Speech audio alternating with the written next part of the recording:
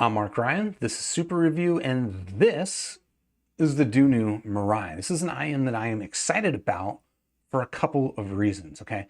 So reason number one is it's a good IEM, and we're gonna talk about exactly how good it is. But the other reason is that this is an IEM that is a long time coming. So the Mirai is a collaboration between Dunu, obviously, and fellow IEM reviewer Precogvision, works over at headphones.com. And to be honest, like I'm friends with Precog. I've known him for about 4 years at this point. And of those 4 years, 2 of those years, basically half the time I've known him, he's been working with Dunu on this collaboration, giving them feedback, going back and forth across different iterations. And it's good to see that it's finally out. Now, I'm glad that they let him cook. And in some ways, it's not really surprising that it took this long. If you know anything about Precog and his IEM reviews, I would say, I think pretty safely, he is one of the most demanding IEM reviewers in the game. Like he's very hard to impress. And so I guess it makes sense if he's working on his own IEM that he's going to be hard to impress himself, I suppose. But now finally, after a couple of years of work, we finally got the Mirai. And for the past few weeks, number of weeks, I've been living with this and comparing it with some other IEMs in its price range to let you know what I think. Now, what is that price range? Well, go ahead and sit down because this one might hit a little bit hard. The price on the Dunu Mirai is $1,100, and for that you get a hybrid IEM that's got a dynamic driver for the low end, as well as I believe 6 balanced armatures for the mid range and the highs. They've even got like an open back tweeter or something like that, which I haven't seen Dunu before. I'm wondering if they did that kind of exclusively for him. I don't really know, but nonetheless, that is what we're talking about here with the Mirai. And like I mentioned, I'm going to compare it with some other IEMs at $1,100 in a bit. But yeah, I don't know, that's the kind of gist of this IEM. And I guess before I get into the full review, just to call out what I've already kind of described is that I am actually friends with Precog. And if you think that that means that I'm biased in this review, I would understand that. In fact, you know, my perspective is a little bit different on this from most people, not just because I know Precog, but because I've actually kind of heard this IEM throughout the past couple of years, different iterations of it, and I've given Theo some feedback on it, and he's gotten feedback from a bunch of people. But anyway, I guess just to say my perspective coming into the review on the Mirai may be a little bit different than your average, but I figured you'd want to know what I think, and that's what we're going to talk about here. So let's dive to the table, and let's start by just describing the physical characteristics of this IEM like I typically do. And well, let's punch in on that so you can appreciate what I think is a very, very handsome green. It's a unique look, and I dig it. And I guess maybe also just real quickly worth calling out, I'm actually pretty impressed with kind of like the graphic design and stuff that Dunu put in together for the Mirai and the marketing material. They don't seem to normally do that kind of stuff, so I don't know if headphones.com, whoever did that, good job. But let's talk about specifically the IEM. Now, one thing I will call out as we're talking about the aesthetics is that the cable that I'm using this on is not the stock final cable. And that's just because this version of the IEM, this is not like a retail version of the IEM, but I am told that it is representative sound-wise, so we can review it. But if you buy this thing retail, you're actually going to get a white cable from what I can tell, and it actually looks like a much nicer match aesthetically. Although this is a fine cable, and this is your typical Dunu cable, I expect the stock cable will have kind of the same characteristics of, well, having this little swappable termination mechanism, which is fun, but I guess I digress because let's just focus on the earpieces themselves. So yeah, I think it's a handsome green. It's got kind of a nice depth to it. Let me rotary wrap this cable back up before we punch back in on those. And I like the look. It's maybe a little bit flat on the side that's not the outer plate, but generally I think it's a handsome look that is quite unique. Now, when it comes to fit, I think the fit is going to be a little bit contentious, and that's for a couple of reasons, all right? Reason number one is, unlike a lot of Dunu IEMs, I'm actually kind of surprised that they went with this shell.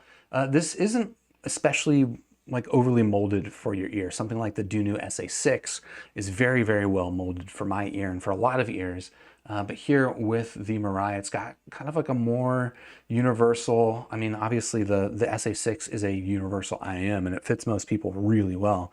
But this is just kind of like a more generic shape, something more like I don't know, an Effect Audio Gaia or something like that. But because of that, like I found that it just doesn't fit as securely as something like a Dunu SA6 because it doesn't have those folds in there interlocking with the folds of my ear. The other thing that I think will be a little bit controversial, just maybe a little bit, what was the word I used? Contentious, is the nozzle on this guy is a little bit on the long side, and it might not totally come across here in the video, but I'll try and demonstrate it for you as much as possible. This is awkward. But yeah, I would say the nozzle here on the Mirai is a little bit on the long side, and those two things combined meant that I actually went through quite a bit of tip rolling in order to get a good fit. But let me do a fit demonstration for you while we're talking about it, and I'll show you what it looks like in my ear. So you can see, despite the shell not being overly large, it's certainly not very large, and not even especially deep, it still does kind of stick out beyond the little antitragus, or the little tragus, the antitragus, this little guy, because of that long nozzle. And that will also, you know, in some ways limit, I think, long-term comfort on this IEM for some people. For me, what I found was that, again, a lot of tip rolling was necessary, and I'll call out what worked for me. Not that this will necessarily work for you, but what did end up working for me were actually these AudioSense ear tips. They are basically kind of like a clone of SpinFits. I'm trying to pull the hood up so I can show you that they've got like the little SpinFit rotational thing, but the ear tips themselves are a little bit on the shorter side, and I felt like that combination actually worked really well with these long nozzles. But yeah, that is to say, I think it's a very handsome IEM. Fit is not my favorite, but certainly perfectly serviceable, and was able to sleep nights with this IEM no problem. So that is the build, physical form factor here, about as much as we can talk about. So let's dive in and talk about the sound here on the Mirai. And I thought it was interesting the way that Precog described what he was trying to achieve with the sound here on the Mirai. I guess even the name Mirai, I don't speak Japanese, but apparently the word means something, alluding something to the future. And what he was trying to go for was a sound signature that could be the sound of the future. Kind of reminds me of like a certain Daft Punk song. Based on the frequency response that I get from this IM, and you can check it out on the Squig link, I'll have that linked in the description down below. Based on the frequency response and what I know about Precog's preferences, what I would guess that he's kind of going for, like the angle or like how this is working out, is that he's going for kind of like the low end of something like the Symphonium Helios, which is like even a little bit on the harmonish side, right? It's a little bit on the lean side, but with a very significant sub-bass boost. But then combining that with a top end that's more like a 64 audio top end, which is to say it's kind of got a relaxed vocal region, and, you know, well extended treble, of course. And I think that combination, well, it's interesting because normally like that lean, this has like a lean lower mid-range, right? Where like the 300 hertz region is lower on a frequency response graph than the 1000 hertz region. And typically that would contribute to kind of like an overly lean sound. But I think combined with that upper mid-range relaxation, it actually works really well. And this might be the future of sound. I don't know. Yeah, I don't know. I think it works really well. I think that despite the lean lower mids, it really does not come across thin at all. The bass has a nice sense of body and heft to it. It's actually a really satisfying bass response, much more than you would expect of something with, again, that lower mid upper bass recession there. And while it does have kind of like a little dip in the upper mid range, I think the typical understanding of why 64 audio does it is to increase the sense of soundstage. It doesn't, I don't have the effect of making the vocal sound like overly recessed or anything like that. In fact, I would say that the overall effect on this IM is that it's got really, really nice imaging. And to be honest, like that's a thing that has stood out to me about the Mirai across the different variations of it that I've heard. And I mentioned I've heard this IM from like a couple of years ago until today, different variations of it. The imaging was a thing that always stood out to me. And it's nice to see that he's been able to retain that characteristic here in the final version of it. It's just really, okay, it's very incisive sound, like the instrument separation is very strongly defined. And because of that, even though you have kind of like this relaxed upper mid-range that I was describing, the vocals don't sound crowded at all. And then you just get this really nice sense of head stage, both sort of the, the left to right image positioning, but also front to back depth, because the bass, despite being, again, somewhat harmonish in its lower mid-range dip, really does, it comes across quite powerful. So yeah, really quite dig that. Now, if I had a complaint about the sound on the Mirai, it's going to be the treble. And it's mostly kind of like the treble timbre. It just can come across a little bit overly digital, in my opinion, a little bit sharp, a little bit on the crunchy side. That tip exercise that I described, like rolling tips and trying to find the tip that would work best for me, part of that was absolutely about trying to find the best fit for my ear. But also part of it was trying to figure out if I could smoothen out that treble response a little bit for my ear. And if you haven't played around with ear tips on an IEM and what effects it has on treble, it can actually be pretty significant. And I will say that here with these AudioSense tips, I got it to a pretty good spot, but I would say that the timbre on the treble is still not quite perfect. Again, it can come across a little bit on the crunchy, contrasty side. But that is basically the gist of the Dunu Mirai. But like I promised, we got to compare it with a couple of other IEMs in its price range. So let me pull in the 64 Audio U4S, also an $1,100 IEM, also a hybrid driver configuration. And then we'll also pull in, I know this IEM has now since been replaced, but well, one, I don't have the Mark III. This is the Theo Audio Monarch Mark II. I don't have the Mark III. I guess that would be the number one reason it's not here on the table. But I also think that this is a pretty relevant IEM for a lot of people at around the $1,000 price range.